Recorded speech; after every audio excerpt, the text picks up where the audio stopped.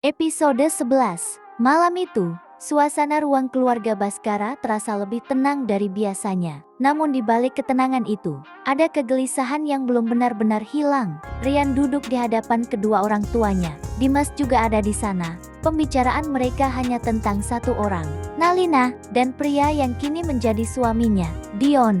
Rian mulai menceritakan semuanya, tentang pekerjaannya, tentang bagaimana Dion bekerja tanpa mengenal lelah, tentang bagaimana saat wawancara, ia menjawab dengan penuh keyakinan bahwa ia ingin bekerja keras untuk membahagiakan istrinya. Kalimat itu kembali terngiang dan tanpa sadar melembutkan hati yang sebelumnya keras. Tuan Damar terdiam, menatap kosong ke depan, sementara Resti menghela napas panjang. Setidaknya, dia tidak menyakiti Nalina. Suara Resti lirih. Rian mengangguk. Sejauh ini tidak ada tanda-tanda seperti itu. Dia pekerja keras. Aku akan terus memantau. Dimas ikut menyahut. Kalau dia benar seperti itu, mungkin Nalina tidak salah memilih. Hening. Beberapa detik terasa panjang. Namun, tatapan Tuan Damar tetap berbeda. Dalam, penuh keraguan. Entah kenapa, hatiku tidak tenang. Suara berat itu akhirnya keluar. Semua menoleh. Aku tidak tahu kenapa, tapi aku merasa pria itu tidak sesederhana yang terlihat. Rian sedikit mengernyit. Ayah terlalu khawatir. Tuan Damar menggeleng pelan.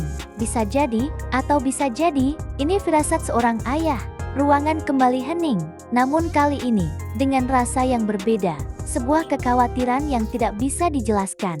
Dan hanya waktu yang akan menjawabnya. Bulan berganti bulan. Waktu terus berjalan.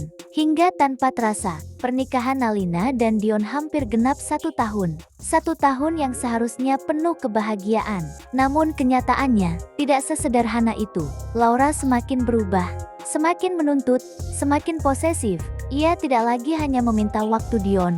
Ia menuntut lebih sering datang, lebih lama tinggal, bahkan menginap. Dan Dion tidak pernah benar-benar menolak. Setiap kali ia pergi, alasan yang sama selalu ia gunakan, lembur, pekerjaan, tanggung jawab, kata-kata yang terdengar masuk akal.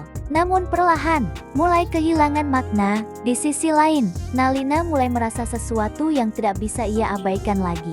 Hampir 1 tahun, namun mereka belum pernah benar-benar menjadi suami istri. Bukan karena tidak ada kesempatan, tapi karena Dion selalu menghindar.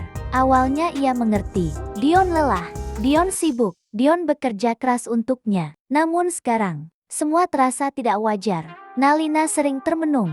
Pikirannya berjalan ke arah yang tidak ingin ia pikirkan. Apakah Dion tidak menginginkanku? Atau ada sesuatu yang salah? Ia menutup wajahnya dengan kedua tangan. Tidak, aku tidak boleh berpikir seperti itu. Dion sudah melakukan banyak hal untukku. Semua gajinya diberikan. Ia bekerja tanpa lelah. Bagaimana mungkin dia macam-macam? Nalina mencoba meyakinkan dirinya sendiri. Namun, hatinya tidak bisa sepenuhnya tenang. Kesepian itu nyata, dan semakin hari, semakin terasa. Ia ingin bicara, ingin bertanya, namun setiap kali melihat Dion pulang dengan wajah lelah, semua kata itu tertahan. Ia tidak tega. Ia memilih diam, dan diam itu perlahan berubah menjadi luka yang tidak terlihat. Di tempat yang jauh, di negara yang berbeda, Devano berdiri di depan jendela apartemennya di Amerika, menatap langit yang sama, namun terasa begitu jauh. Di tangannya, ponsel masih menyala.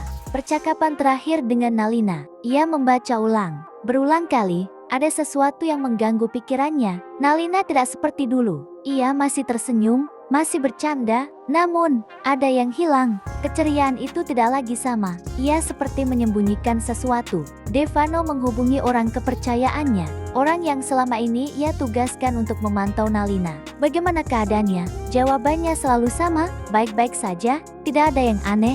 Ia hidup bersama suaminya, mereka bekerja, terlihat normal. Namun, hati Devano tidak percaya. Ia mengenal Nalina sejak kecil.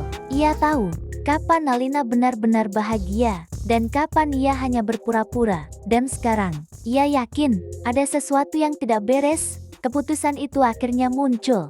Aku akan pulang. Liburan semester ini, aku akan kembali ke Indonesia. Suaranya tegas. Ia tidak bisa menunggu lebih lama. Pendidikan S2-nya hampir selesai. Tinggal 1 semester lagi. Tinggal tugas akhir.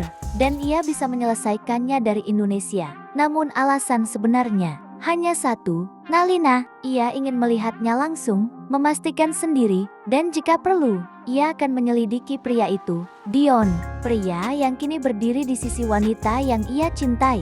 Tanpa sepengetahuan Nalina, seseorang akan segera kembali. Seseorang yang mengenalnya lebih dari siapapun. Dan saat itu terjadi, rahasia yang selama ini tersembunyi perlahan akan mulai terkuak, bersambung.